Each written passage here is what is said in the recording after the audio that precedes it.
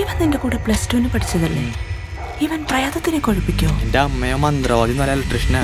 അവൻ കണ്ടറിഞ്ഞൂടെ? അയ്യേ എന്തായേ +2 കഴിഞ്ഞപ്പോ അവന്റെ വീട്ടുകാരി ഉന്തി നള്ളി 4-5 വർഷത്തെ കോഴ്സ് എടുപ്പിച്ചില്ലേ? അതാണ് അവൻ രക്ഷപ്പെട്ടു. ഇതുകൊണ്ടൊക്കെ എന്ത് ശമ്പളം കിട്ടാനാ? ശമ്പളമല്ലമ്മേ, ലാഭം. ഇനി പ്രകാശിക്കട്ടെ നിങ്ങളുടെ സ്വപ്നങ്ങൾ. വിക്ടറി ITI ഷൊർണൂർ അഡ്മിഷൻ ആരംഭിച്ചിരിക്കുന്നു. അപകട ഭീഷണി ഉയർത്തി ചെറുതുരുത്തി കൊച്ചിൻ പാലത്തിലെ ഗർത്തങ്ങൾ.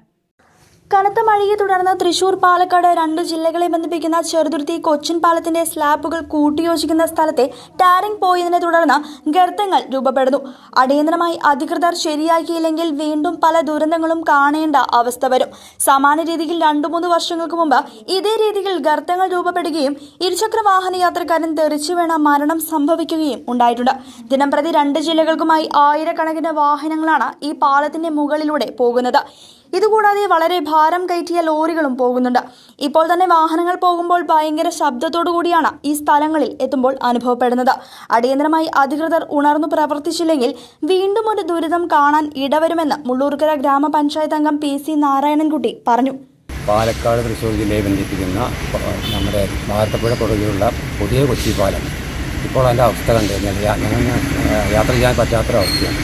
കനത്ത മഴയെ കാരണം കൊണ്ട് അതിൻ്റെ ഗ്യാപ്പുകളെല്ലാം മറ്റേ കോൺക്രീറ്റ് ചെയ്ത ഗ്യാപ്പുകളെല്ലാം ടാറെല്ലാം ഇളകിപ്പോയി ഭയങ്കരമായ കട്ടറുകളും വാഹനങ്ങൾ പോകുമ്പോൾ ഭയങ്കര സൗണ്ടും യാത്ര ചെയ്യാൻ പറ്റാത്തൊരു വിധത്തിലാണ് ഇപ്പോൾ നമ്മൾ ഈ പാലം കിടക്കുന്നത്.